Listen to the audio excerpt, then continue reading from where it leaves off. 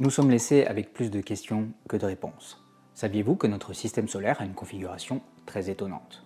La meilleure méthode pour comprendre ce qui s'est passé, c'est dans un premier temps de s'intéresser plus en détail à comment se forme un système solaire d'une manière générale. Puis nous verrons ensemble comment les choses ont pu se passer de manière différente pour notre système solaire. Donc sans plus attendre, allons-y.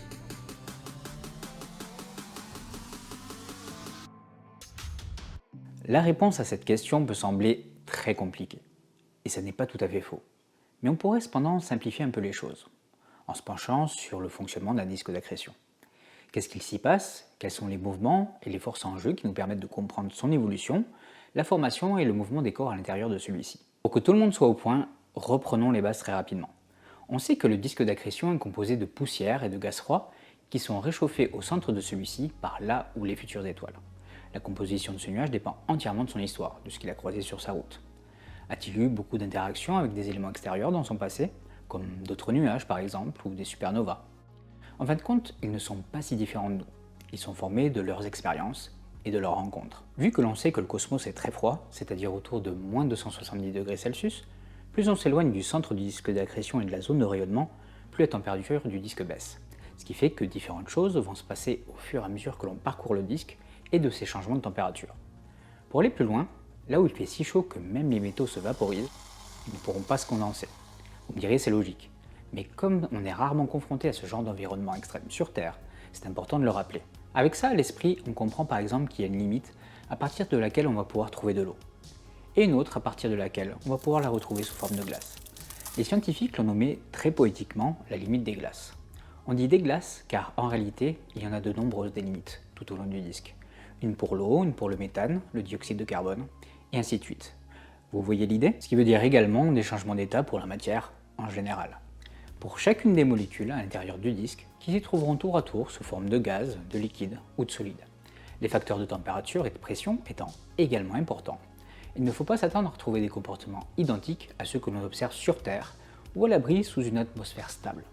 Mais ça vous donne une idée globale du processus. On parle également beaucoup de la limite des glaces pour une autre propriété intéressante, car à partir du moment où les liquides et les gaz se solidifient, vous avez une plus grande quantité de matière qui se condense, et donc une densité 3-4 fois plus importante en moyenne que dans les autres parties du disque.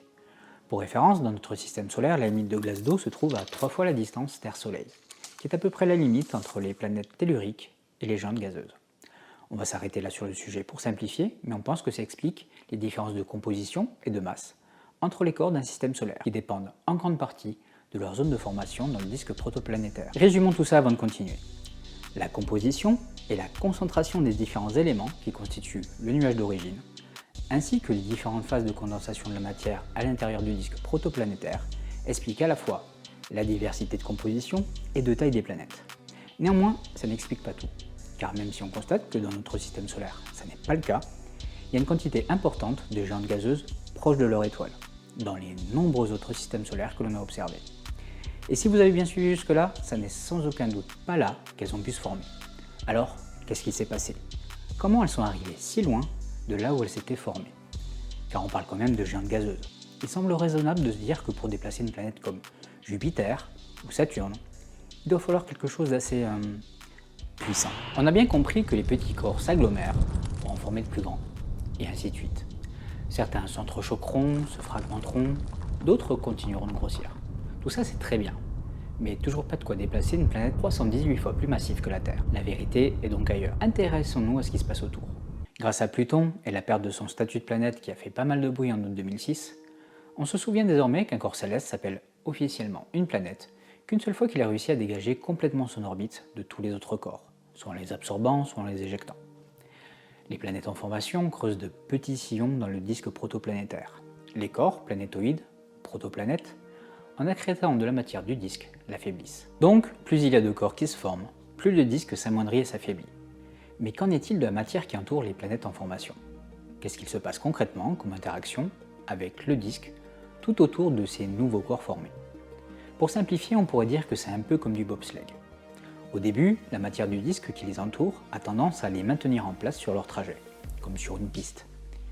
Elles suivent en quelque sorte le chemin qu'elles ont tracé elles-mêmes. Puis, arrivé à une dimension et une masse critique, il va se produire quelque chose d'intéressant. La matière du disque, qui exerce donc une force sur les planètes en formation, va largement rebattre les cartes de l'ordre cosmique qui s'était mis en place jusque-là. La pression exercée par les gaz et les particules de poussière va pousser les géantes gazeuses vers l'intérieur du disque. Ce processus anarchique ne se produit pas sans difficulté, les gaz de la partie intérieure ayant plutôt tendance à retenir les planètes en mouvement. Néanmoins, étant plus faibles, ils perdent cette bataille. Comme nous l'avons vu tout à l'heure, il y a bien plus de matière sur la périphérie du disque que sur l'intérieur, ce qui fait que les planétoïdes sur l'intérieur du disque sont moins exposés à cette force. Ils sont par conséquent plus stables que ceux qui sont situés dans les parties les plus froides. Comme vous pouvez l'imaginer, ces mouvements à l'intérieur du disque vont créer pas mal de chaos, car en se déplaçant, les géantes gazeuses vont accréter encore plus de matière, affaiblissant d'autant plus l'intérieur du disque. Mais elles vont aussi croiser d'autres corps, comme des astéroïdes, des planétésimaux, des protoplanètes et voire même des planètes. Il s'engage alors des batailles gravitationnelles titanesques, aux conséquences cataclysmiques, attirant voire désintégrant certains objets en formation, pouvant aussi changer l'orbite de groupes de planètes entiers, éjectant même certaines sur des trajectoires incontrôlables avec des puissances et des vitesses qui défient de très loin tout ce que l'on connaît sur Terre. On comprend donc mieux pourquoi les géantes gazeuses qui se sont formées sur l'extérieur du disque ont tendance à migrer vers les parties plus chaudes. Nous avons maintenant la réponse à la question du phénomène naturel qui fait que, statistiquement, on retrouve beaucoup d'exoplanètes proches, voire même très proches de leur étoile. Certaines finissant même par être désintégrées dans la fournaise, disparaissant dans l'abîme des flammes. C'est la théorie qu'on appelle la migration des corps. Les différences de configuration qu'on observe entre les différents exosystèmes s'expliquent surtout par la variété et la concentration de matière qui compose le nuage d'origine, et de comment celle-ci va s'effondrer.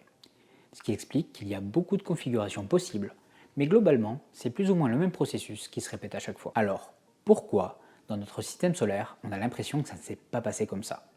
Qu'a-t-il pu se passer pour arriver à cette configuration si différente? C'est par l'intermédiaire de scientifiques français basés dans le sud de la France que pour la première fois, nous avons eu un début de réponse sur l'énigme de sa formation, dans une ville qui semble bon le sud de la France, et qui lui ont d'ailleurs donné son nom en 2005. Elle est connue mondialement sous le nom du modèle de Nice. On verra plus tard que de nombreuses évolutions de ce modèle ont lieu avec le temps.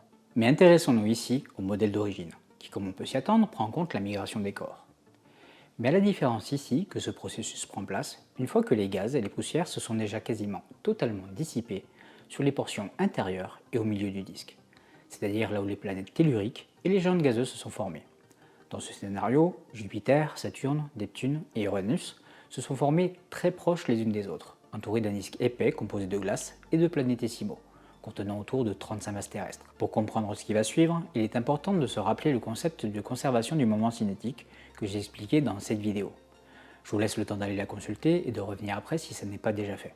Donc pour tous les autres, la loi de conservation du moment cinétique fait que si vous prenez par exemple une planète sur une orbite stable, donc à une vitesse constante, et que vous réduisez l'orbite de celle-ci, elle va accélérer. Mais ça veut dire aussi que si vous la ralentissez, son orbite va s'élargir. Ça fonctionne dans les deux sens. Vous voyez l'idée? Mais bon, revenons à notre modèle de Nice. Les planètes telluriques, proches du Soleil, vont s'éloigner petit à petit de celui-ci. Ces mouvements sont dus à des échanges de moments cinétiques avec des petits corps glacés situés à la périphérie du disque interne. Ils vont briser l'équilibre qui s'était mis en place. En croisant les planètes, ces petits corps vont leur voler de l'énergie, donc les ralentir. Et comme on l'a vu, les planètes vont alors agrandir leur orbite. En même temps, les planétésimaux de la limite intérieure du disque interagissent avec la géante Jupiter. Étant la plus proche d'eux, elle va les éjecter, les détruire ou les projeter vers les zones extérieures du système solaire, les envoyant croiser le chemin des autres géantes gazeuses. La combinaison de ces deux mécanismes va avoir pour conséquence que les protoplanètes et planètes de l'intérieur vont finir par se rapprocher elles aussi de Jupiter, ce qui va provoquer la migration lente mais sûre vers l'intérieur de la géante, empirant encore la situation. Et j'imagine qu'à ce stade vous voyez clairement le problème. Sans une aide extérieure et salvatrice, ce voyage va mettre en péril la formation de notre si belle planète, et même de tout le système solaire, car la gravité de Jupiter est si colossale qu'elle est capable de modifier de manière importante l'orbite des planètes, éjectant ou détruisant quasiment tout sur son passage. Heureusement, coup du destin, un allié inattendu est venu sauver la situation. Et pour ça, il ne fallait rien de moins que la puissance extraordinaire de la prochaine des géantes. Lors de sa migration légèrement plus tardive, Saturne, au cours d'un long processus, va entrer en résonance orbitale avec Jupiter de 1 pour 2. C'est une configuration particulière qui a des conséquences spéciales. Pour vous simplifier, pour une orbite complète de la première, la deuxième en fait 2. Le résultat, c'est l'ovalisation de leur orbite respective. Les deux géantes vont alors créer le chaos le plus total autour d'elles, déstabilisant le système solaire tout entier. Cet échange de pouvoir va rapidement faire rebrousser chemin aux deux colosses. Jupiter va pousser Saturne vers l'extérieur du système solaire, et les deux planètes vont prendre leurs positions respectives actuelles, ce qui va laisser l'opportunité à ceux qui restent de l'intérieur du système solaire de se stabiliser à nouveau. Mais un événement en entraînant un autre, lors de son voyage de retour, Saturne va également rencontrer le chemin de Neptune et d'Uranus, les éjectant à leur tour vers l'extérieur du disque sur des orbites très excentriques. Cet événement majeur aura plusieurs conséquences et explique certaines des caractéristiques si particulières de notre système solaire. Neptune et Uranus vont sur leur chemin vider quasiment tout l'extérieur du disque, qui contenait encore à ce moment-là, comme on l'a vu tout à l'heure, 35 masses terrestres. Ce qui explique qu'il n'y a quasiment pas de planétésimaux ou corps glacés au-delà de l'orbite de Neptune, qu'on appelle aujourd'hui les objets transneptuniens. Une partie de la matière qui composait ce disque va également être envoyée vers les régions intérieures du système solaire, ce qui explique le bombardement d'astéroïdes tardifs qui a frappé les planètes telluriques, également donné son visage si particulier à notre Lune. Par la suite, Uranus et Neptune retrouveront des orbites plus cylindriques, grâce aux frictions avec le reste de matière du disque primordial, pour arriver jusqu'à leur configuration actuelle. Dans la moitié des simulations mathématiques, on estime qu'il est possible qu'Uranus et Neptune puissent s'inverser au cours du temps, mais rien n'est sûr. Ce modèle explique plutôt bien certaines des spécificités de notre système solaire. Et si vous avez regardé mes 2 vidéos précédentes, vous avez une vision globale de celui-ci. Une partie de la magie de la science, c'est qu'avec des données, vous êtes capable d'expliquer ce que vous observez. Et pendant un temps, ça représente notre vision de la vérité.